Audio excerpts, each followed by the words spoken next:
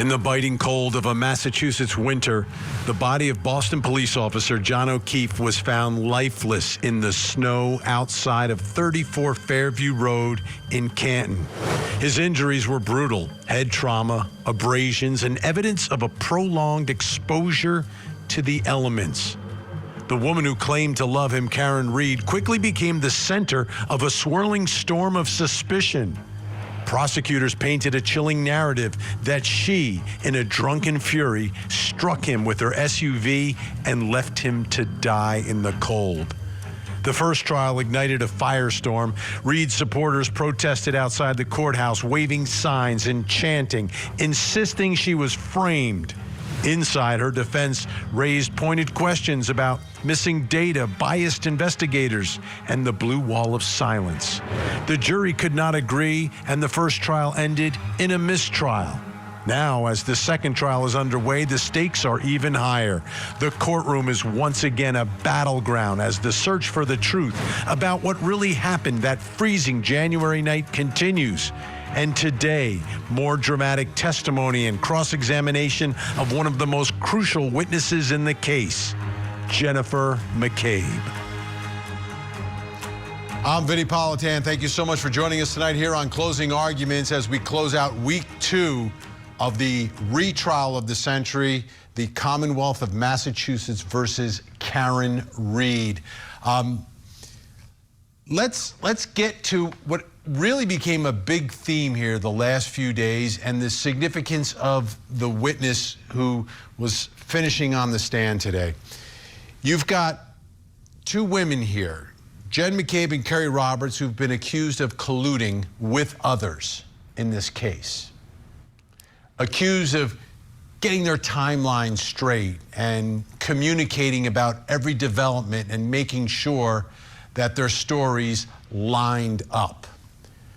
What's interesting, because the defense has alleged a conspiracy, they've alleged a cover-up, is that these two women come from much different perspectives in this case. Jen McCabe is the sister of the owner of 34 Fairview. Her sister and her brother-in-law own that house. It is in that house where the defense believes John O'Keefe was killed. And Jen McCabe knew about that, knew what happened to John O'Keefe, and knew that he was placed out on the front lawn to die in the cold. That's her role in the conspiracy. But Kerry Roberts wasn't there that night. She wasn't at 34 Fairview. She is not part of this case until the following morning. These witnesses become witnesses the next morning because they're called by Karen. So think about this. Their introduction and their importance in the case for Kerry Roberts only exists because of a call from Karen Reed.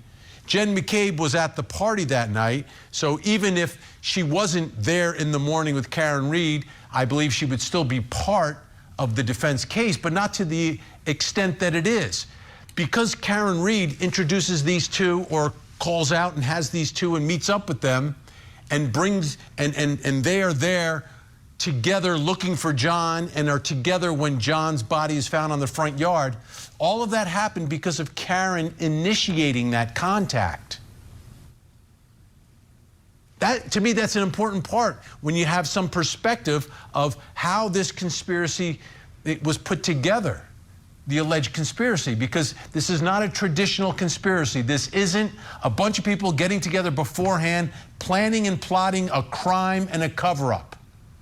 What's really being alleged is that something terrible happens and people are scrambling and getting their stories straight, and they're bringing people into this conspiracy, like Kerry Roberts.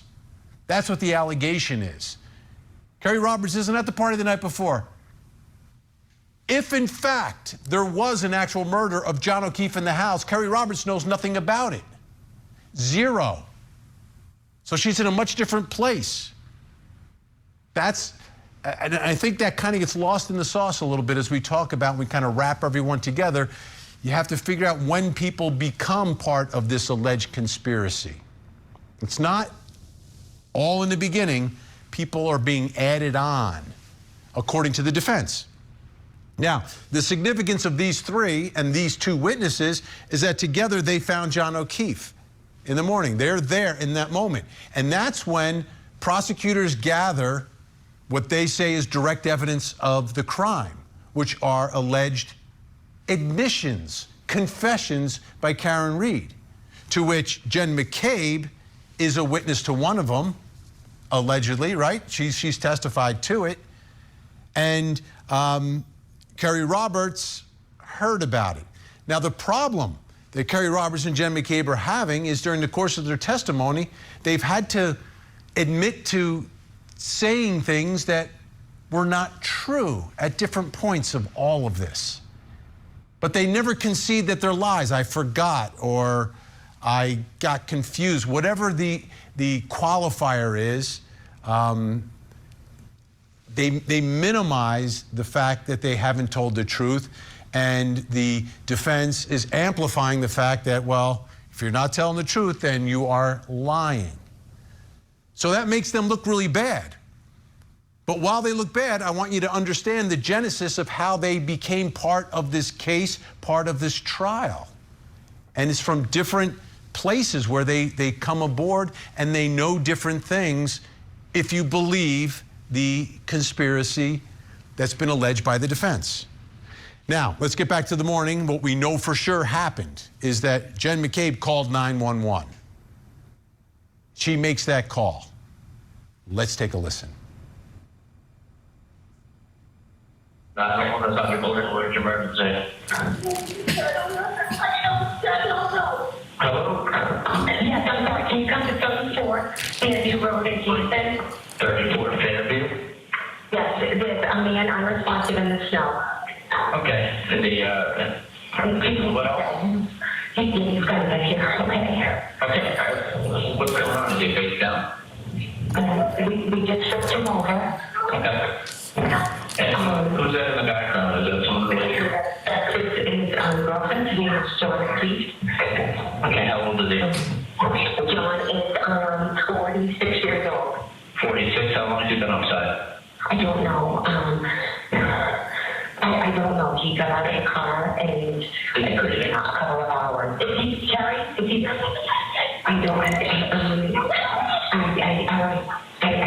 don't know if he's women. There are two women trying to into his body and they're hysterical. Okay, can you just try to ask him? I know it's tough, but we have the other side of going. They just got to know. Okay. Is he breathing? It doesn't seem to be breathing. Okay, do they know how to do CPR? Do they want to attempt CPR? Yes, he's got to do CPR. No, I guess he's gone. Okay, they don't feel comfortable doing so? No, I think he's passed away. Now, remember, this is a chaotic situation, right? You've got John O'Keefe in the snow. You've got Karen Reed, Kerry Roberts, and Jen McCabe there. Jen McCabe calls 911 trying to get him help. Now, again, remember everyone's position here according to the defense, because I'm going to play you some cross-examination, so it's important to understand their perspective of this. Their perspective of this is that Jen McCabe knows he's been out there all night. She does not want him to live. Because if he lives, he can tell and talk about what really happened to him, according to the defense. So with that in mind, the cross-examination then turns to what Jen McCabe didn't do in the moments that John O'Keefe was discovered on that front yard. She called 911, but the defense wants to talk about what she didn't do. Take a listen. On all of Fairview, the entire road between Chapman and Cedar Crest, can you think of any person on that road who might have had life-saving techniques trained into them? First responder, someone who knew how to deal with someone in distress, someone with high skill level training. Do you think of anyone on Fairview who had that kind of training? Can I now or did I then? Which are you asking? Did you then? No, then my focus was on John O'Keefe. Okay, let me narrow the focus. How about on the property? How about at 34 Fairview? Could you think of anyone that was a first responder who would have life-saving training, life-saving technique training under his belt? Yes, my brother-in-law, Brian Albert. And you didn't go in the house, did you? No, I did not. When you arrived at the scene, you didn't go in? Not until much later, correct? Our focus was John. You knew that Brian Albert was inside the house. You'd just been with him hours earlier, correct? Yes. You knew that his window was 30 feet away. You were staring at it. You could look at it if you wanted to, correct? It's off to an angle. And you didn't go in the house then either. I did not know. You knew that John O'Keefe was clinging to life during those precious minutes and seconds. Is that right? I did, yes. And you also knew that Brian Albert, your brother-in-law, was a first responder trained to deal with people in that kind of distress, correct? In that moment, my only thoughts were John and everything we could do for John. And also, remember that the defense believes Brian Albert is a big part, played a huge role in the death of John O'Keefe. So why would you bring him out here? Because he's part, again, of the alleged conspiracy here and the alleged cover-up. Why would he come out and try to save him if they're the ones who took his life and rolled him out to the front yard? But why didn't she go inside? Let me bring in our guests, our insiders. Joining me from Massachusetts, criminal defense attorney Joseph Krowski Jr., longtime Massachusetts attorney, prosecutor for 20 years, including homicide chief in that courthouse in Norfolk County, Rick Grundy, and Karen Reed supporter Nick Rocco with us as well, who knows the facts of this case inside and out. Okay, Nick, let me just start with you before I get to the lawyers. From your perspective, why do you think that Jennifer McCabe didn't go inside to get Brian Albert, who is a police officer, who is a first responder, who would know a lot more than Kerry Roberts or her about how to potentially save a life? Well, just like you said, kind of in the beginning, because if John O'Keefe survived, then he lives to tell his story of what actually happened. And what we found out today was Jennifer McCabe, after Karen Reed had called her, she called her sister at 5:07 in the morning, and there was something happened within 38 seconds. Now, Jen claims the phone wasn't answered. She never spoke to her, and she doesn't remember that phone call, but it shows that there was a 38-second phone call. She also called Jen and Brian after she called 911, and those show a 9-second and I believe an 8-second phone call. When Kerry and Karen were trying to basically give CPR to John and bring him back to life, she easily could have went in that house. It would have taken 10 seconds for her to run inside that house, wake up Brian to come outside and help, but she didn't do that. And I find it very hard to believe that a seasoned veteran police officer like Brian Albert himself just had his door unlocked that night. I mean, you know, there's no cameras on the house, and I'm assuming he has weapons inside the house. I don't believe that door was unlocked by an accident. I believe that there was a phone call made. They knew at some point Jen was going to have to go inside that house. It's amazing that the only time she went in the house was when Officer Lank sent her into a house that was not cleared by police officers, not knowing what happened to John at the time.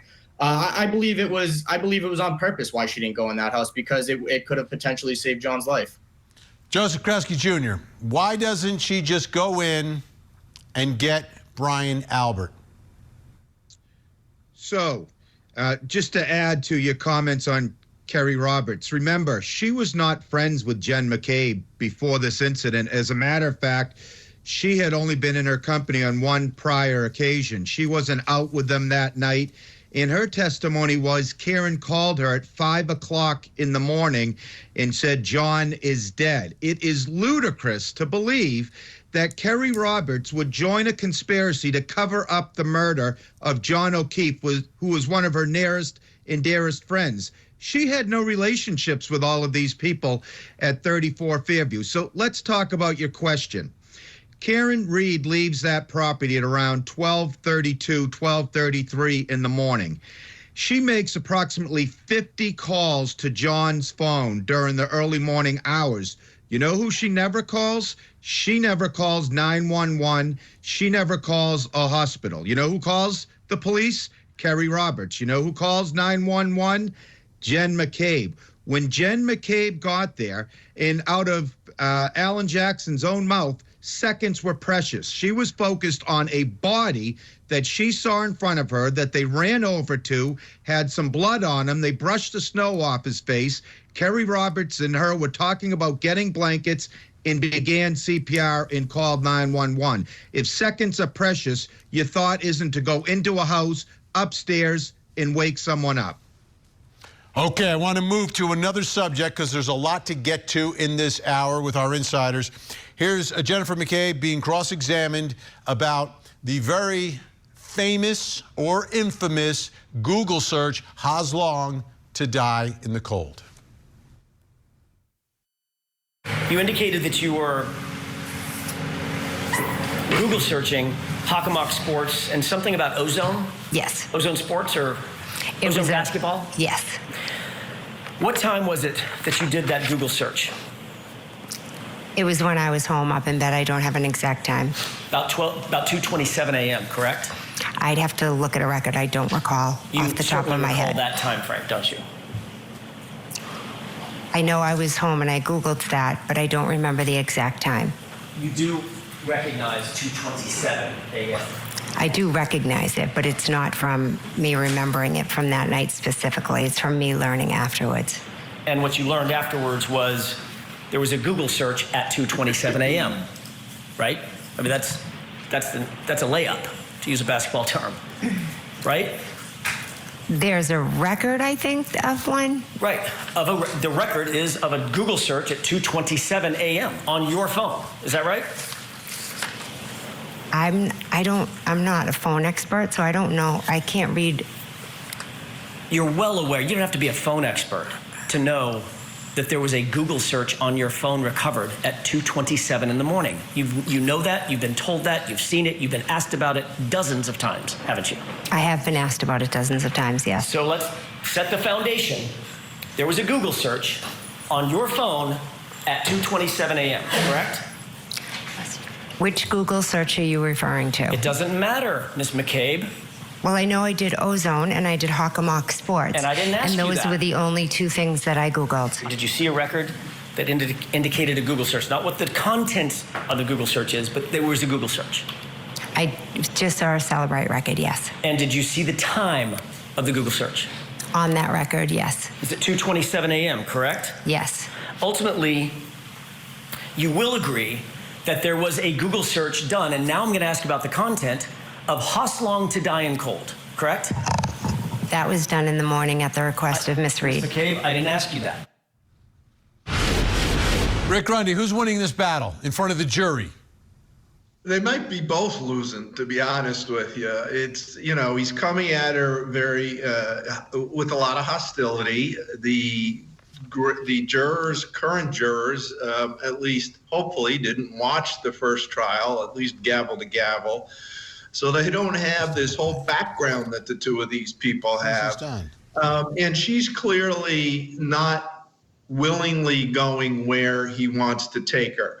But, this is something that I noticed in the first trial, too, is that I would be, I would not be surprised if a witness were to say, I don't know a Cellbrite report and what it does from Adam. So if you're just asking me to look at a piece of paper and tell you what the piece of paper says, if I'm the prosecutor, I might object to that. Bring the Cellbrite people in. They're the ones that'll have to talk about this. If you want to ask me, did I Google this or that at a certain time, that's what the lay person could answer.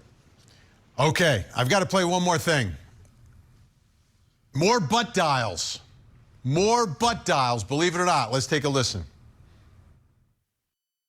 You've previously explained what you attribute to those phone calls. Is that right?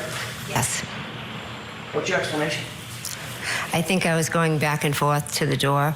I was texting him. I think I put my phone in my pocket. I think I inadvertently maybe have called him. What did you call it at the last hearing? I believe I called it a butt dial. And it's not just one butt dial, correct? There could be multiple, yes. 7 butt dials in the course of 19 minutes, less than 20 minutes, correct? That evening, I wasn't paying attention to butt dials or calls. I was going back and forth, listening to music, being with family. So if I inadvertently called his phone, I did.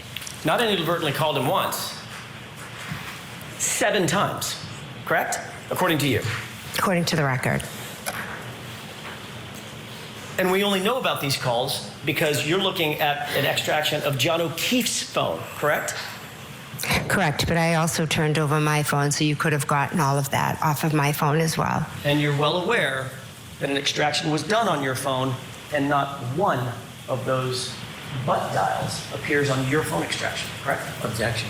Are you aware of that? I am not aware of that. All right, about 20 seconds each. Nick, what's the significance of these butt dials?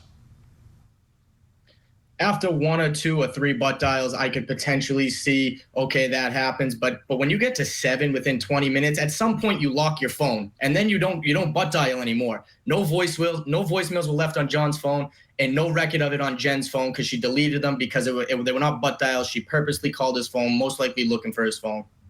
Joseph Krowski Jr., are these butt dials problematic? Because we're going to get some more butt dials later in the trial. No, they're not problematic. And remember, she sent John a text at 12:45 a.m. saying, "Where are you?" If she's looking for John, if he had actually gone in that house, she's not texting him at 12:45 in the morning looking for him. Going back to House Long to Die in the Cold, it was, in fact, objected to, and that record was not admitted into evidence, probably because of Ian Whiffin's testimony. All right. Our insider's staying with us. When we come back, we're going to talk about that 12:45 text message that Joseph Krowski just talked about. Does the timeline make sense for the Commonwealth? Plus, coming up next hour.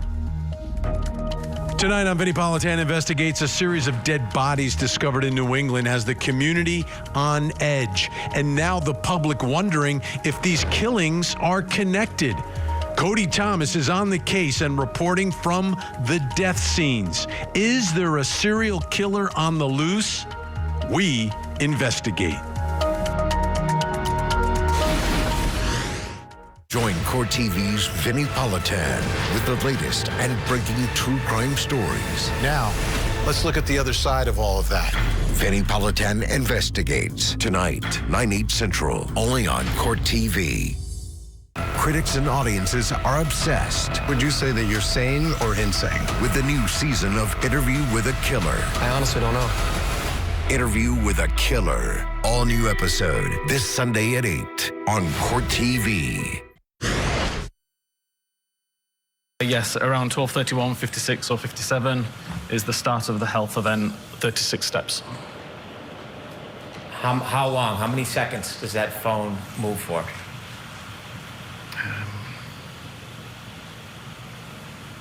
20 seconds. 12:31:56 to 12:32:16? Correct. Okay. And is that the only time that the phone moves from the point it stops at the flagpole until the next morning? Correct. The only time? Correct. Okay, Ian Whiffin, the Cellbrite expert, the phone expert for the prosecution, talking about the 36 steps ending at 12:32 and 16 seconds, okay? I want you to take a listen to Jennifer McCabe now talking about something else occurring in the timeline that night. I just want to clear up one of the time frames that you indicated you last saw that SUV. You saw that SUV for the final time at 12:45 a.m., correct? It was up past the flagpole at that point. I can't be sure of a specific time. You indicated at a prior hearing in June of 2023 that you, in fact, did see it for the last time at 12:45, and you know that because of a text message that you sent at 12:45. Is that right? I did send a text message at 12:45. That is correct. You stated, quote, "So I think my husband and I were talking just like about what they were doing." And then I sat back down, and then at one point I think I said hello. And then I said at 12:42, "Where are you?" And then flip, I don't know if that's my last text or if I did one more. Yeah, 12:45, hello. Because they were still there. And then question, so the dark SUV was still outside the house at 12:45. Answer, at 12:45. Do you remember that question and answer colloquy back in June of 2023? I've been asked a number of questions, specifically those words, no. I do remember testifying. I believe I said, I think, in there. I think that, and to be honest, I'm not sure of exactly the times. I didn't pay close attention to when I was texting and when I was sitting. I was going back and forth to the door. But in June of 2023, at a hearing under oath, you did say that it was at 12:45 that you last saw the vehicle. I believe I said, I think. And in fact, what you said back in June of 2023, quote, I don't know if it's my last text or if I did one more. Yeah, 12:45, hello, because they were still there. Period. Correct? That's a part of what I said. And then the question was, so the dark SUV was still outside the house at 12:45. Answer, at 12:45. Okay. Keep track of these times. I'll put them together for you, but now we've got 12:45. She sees the SUV outside of the home, 34 Fairview. Now take a listen to Ian Whiffen, again from Celebrate, the expert for prosecutors, talking about another report that prosecutors have coming from a company called Aperture. Take a listen. Are you aware that a firm called Aperture, on behalf of the Commonwealth, has submitted a report that states that there was a trigger event at 12:31:56 that they refer to as the supposed collision? Are you aware of that? Objection. Sustained. I recall seeing that as part of the report that I read 2 months ago. And you recall the time of 12:31:38 now, correct? Correct. Okay, now let me put it all together, because prosecutors have put a lot of effort with their expert putting together a timeline, and now we're going to add Jennifer McCabe to that timeline. 12:31:38, this Aperture report talks about a collision or a trigger event occurring. 12:31:56, John's phone starts the Apple Health event of 36 steps. 12:32:04, John's phone is unlocked with his Face ID. 12:32:06, John's phone has a red message from Jennifer McCabe, pull behind me, 12:32. 12:32:09, John's phone locked with the lock button. 12:32:16, John's phone ends the Apple Health event for 36 steps. And now we add 12:45, Jennifer McCabe sees Karen Reed's SUV parked near the flagpole for the final time, based upon the time that she had apparently sent a text message. Okay, let's bring back in our insiders. Rick Grundy, let me ask you, is the Commonwealth going to argue that Karen Reed murders John O'Keefe and hangs out for 10, 12 minutes before leaving? I think they're more likely to argue that there's a lot going on here. Jennifer McCabe is not a professional investigator. She's not a professional healthcare provider. She may be outside of Brian Albert's house, who's a first responder, but she's there dealing with the here and now. And she's got a woman screaming at her. So no. This is the night before. This is the night before, Rick. We're talking about when prosecutors are saying that this whole thing happened at 12:31, 12:32, and then 12:45. Karen Reed's SUV is still out front, and there's no body on the front yard. I understand, and I'm saying it's analogous to the situation where she is not going to be in a position to say, I made that call at 12:45, and she keeps falling back on saying, I think I said, I think it was about that. And I think that's what a jury can fall upon. They can feel for that being an accurate state of mind, and just at a prior hearing, getting beat down to the point where you say it was 12:45. People use their phones every day. They know that they don't know the precise times that they're making all their calls. Nick, Rocco, your thoughts about the time here of this text message, because her testimony is supposed to coincide with the text message. Is the text message at 12:45? Is the text message at a different time? What do we know? Well, what we do know is from trial number 1, Adam Lally states in his opening argument the collision happened at 12:45. So that would make sense as to why Jennifer McCabe saw him outside of the Karen Reed's vehicle outside at 12:45. Those stories lined up. Now, all of a sudden, you can't take back your own testimony once you're under oath. But the Commonwealth can change their theory. They can change the times of things, in which they did. And in that report, they claim that Karen Reed's vehicle had a trigger at 12:31. We know that Karen Reed connected to John O'Keefe's Wi-Fi at 12:36. That means if she had struck John at 12:31 in some seconds, I think it was like 36 seconds or so, that means it took her 4 minutes and 28 seconds to get from 34 Fairview Road to John O'Keefe's house and basically close enough to hook up to the Wi-Fi.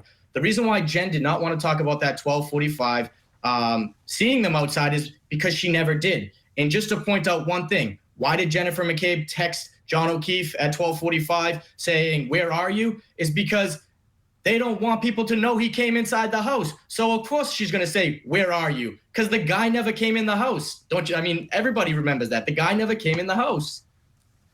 Okay. Joseph, you chomping at the bit? I can only give you like 15 seconds here. Look, you put up 7 different entries on the timeline. 6 of them were data-based. 1 was based on a human memory. Anyone that tries cases knows that human memories fail and there are built-in inconsistencies. As it relates to aperture, in the opening statement, the Commonwealth admitted that there is a variable on that time. The rest of the data lines up with John O'Keefe being in the front yard for 20 seconds, Karen leaving, and then within 5 minutes, her phone being picked up on the Wi-Fi over at Meadows at John O'Keefe's house. So she sent the text at 12:45 saying, "Where are you? Why aren't you coming in?" But the data shows that John O'Keefe clearly, unequivocally, never in fact went in. She just got the time wrong. All right, stay where you are. We've got more to get to. Are the witnesses colluding? That was the accusation today. We'll take a closer look.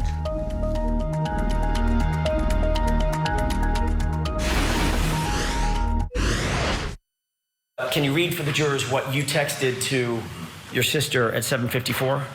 Sure. Kerry talked to the cops and kept it simple. Who's Kerry? Kerry Roberts. And this is a text that you sent about Miss Roberts's interview with the police. Yes, it is. Okay, try and get some sleep. Talk tomorrow. This is from you to Coco, to Nicole? Yes. What does that text say? Any update? What did you mean by any update? I meant had she heard anything or learned anything new. Next text, please.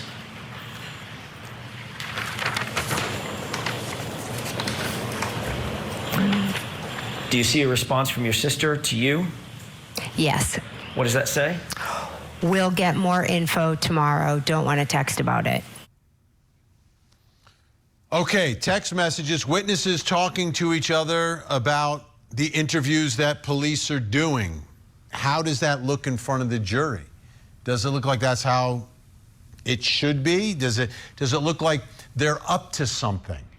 And that's where the defense is going with all of this. I want you to watch more cross-examination of Jennifer McCabe because there's an actual accusation in this part of the cross. In the text that we just saw, you were colluding with other witnesses, percipient witnesses in this case through those text messages, were you not? I was not. You were organizing your statements to the police based on what you overheard, what you heard during Kerry Roberts' interview with the Massachusetts State Police, weren't you? No, I was not. You were reporting back to other percipient witnesses what you heard and saw during other witnesses' statements to the police, to wit, Kerry Roberts, correct?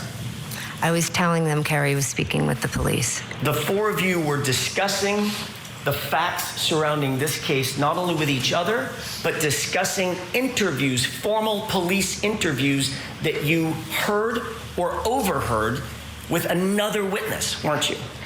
I told them some of the things that Kerry Roberts said, yes. And you were happy about what she said after you had created this timeline with her, correct? The timeline had nothing to do with it. But it was certainly chronologically. Her interview with the police was after this timeline had already been created between you and Kerry Roberts. Yes, we both put down what had happened so we would remember. And then once she was interviewed, you were responding to the rest of the group.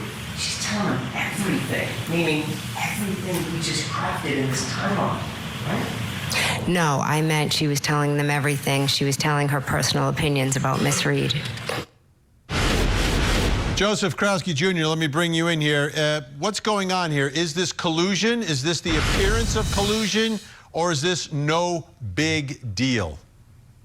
No big deal at all. Look, a family friend of theirs, John O'Keefe, was just discovered deceased on Brian Albert's lawn.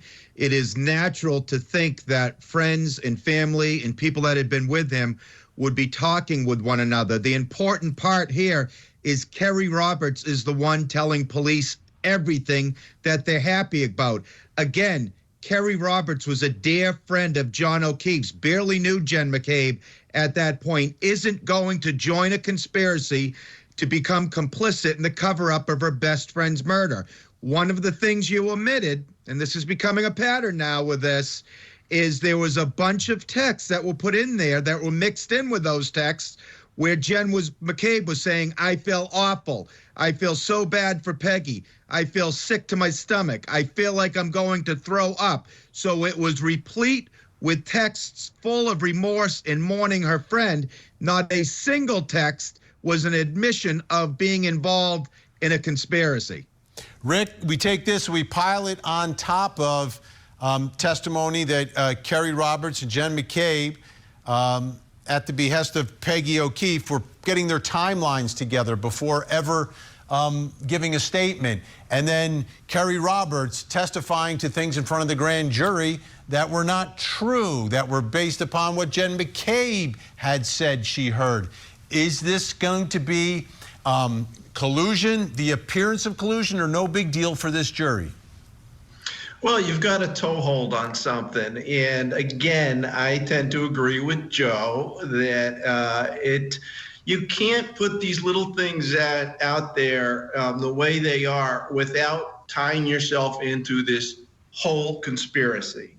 And I think the jurors are going to be like, I would talk to my friends. I would talk to my family. I would say, I heard this police officer ask this question. This is the answer I heard. If I didn't know. And I was trying to find out. And again, as I mentioned last night, Karen Reed chose who was there with John O'Keefe that night. And they would have had to done some pretty quick work to fold these two into the grand conspiracy. I think if I were the defense, again, I think they should be sticking with reasonable doubt and not trying to put their whole conspiracy out there again. But they are. I want to play one more piece here, Rick. Here's Jennifer McCabe talking about Trooper Lank. Have you and Ms. Roberts discussed that visit to Michael Lank's house before your testimony, before you testified to it for the first time in May of 2024, about a year ago? Did y'all discuss that at all? I don't recall. You testified under oath in that proceeding that you went, and I want to be very clear about this, that you went from One Meadows, the O'Keefe residence, John O'Keefe's residence, directly to Michael Lank's residence, which is in another neighborhood in the same town, correct? Yes, we went, correct. And you indicated that you were there to drop off one of Kerry's daughters. Is that right? Yes. That's how you testified in May of 2024, about a year ago. Yes. You indicated that in that interview with Lieutenant Tully that you went over to the Lank residence with Kerry Roberts to pick up her daughter at the residence, correct? Not to drop her off, but to pick her up. She was with us at Meadows, so we dropped her off. Right. I know that's what your testimony was a couple days ago. Mm-hmm. I'm asking, when you talked to Lieutenant Tully on May 10th, 2024, before your testimony last year, did you tell Lieutenant Tully we were actually there to pick up her daughter? That's why we went to Michael Lank's house. That's why you went to Michael Lank's house. I went to Michael Lank's to drop her daughter off. What did you tell Lieutenant Tully? That I went to drop her off. So you didn't say pick her up to him? I don't believe so, no. So if he said that, that would be another example of an incorrect report? Sustained. Nick Rocco, why is this important to the defense? Well, it seems like every time Jennifer McCabe gives an interview to a police officer, they seem to get it wrong, and it's not her that is changing her story. But the fact that she went to Michael Lank's after the day before, she was texting with her sister Coco, and don't want to text about it. We'll find out more information tomorrow. And then tomorrow, they happen to go to Michael Lank's house, who was one of the investigators in this case, and they claim to be sitting outside in the car for 45 minutes. One day she dropped him off. Now she's saying she was, at first it was she picked him up. Now she dropped him off. As far as the collusion goes, we're going to see obviously more text messages between this group chat when other witnesses get on the stand of, Matt McCabe looking at what he called the Asian home and relaying it back to the group chat that the cops are there. They're asking questions. And, again, tell the news reporter the guy never came in the house. If it was that simple, you wouldn't need to keep reminding or even be spying on an investigation because the truth is on your side. So there's no reason to lie. The only reason why the defense team knew that she was at Michael Lank's house was because they got her Life 360 data. She didn't offer that up. Once they confronted her about it, then she had no choice but to tell the truth about it. We are out of time for tonight. Obviously, the conversation continues, and a week from next, I'll be up there with all you guys. Joseph Krowski Jr., Richard Grundy, Nick Rocco, thank you so much. Coming up next, I will reveal something else you need to know tonight. Join Court TV's Vinnie Politan with the latest and breaking true crime stories. Now, let's look at the other side of all of that. Vinnie Politan Investigates, coming up next, only on Court TV. How do you explain it? Two teenagers, they go from zero to the worst crime anyone could imagine. I'm done with this interview. Let me out. Interview with a Killer. New episode, Sunday at 8 on Court TV.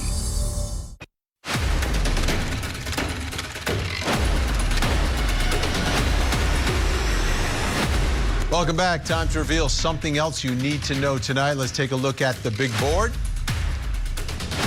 Courtroom brawl caught on camera. It was a very emotional moment in Sedgwick County, Kansas. A teenager was shot and killed by another teenager. It was sentencing day. The victim's mother asked for a maximum possible sentence, and then this happened.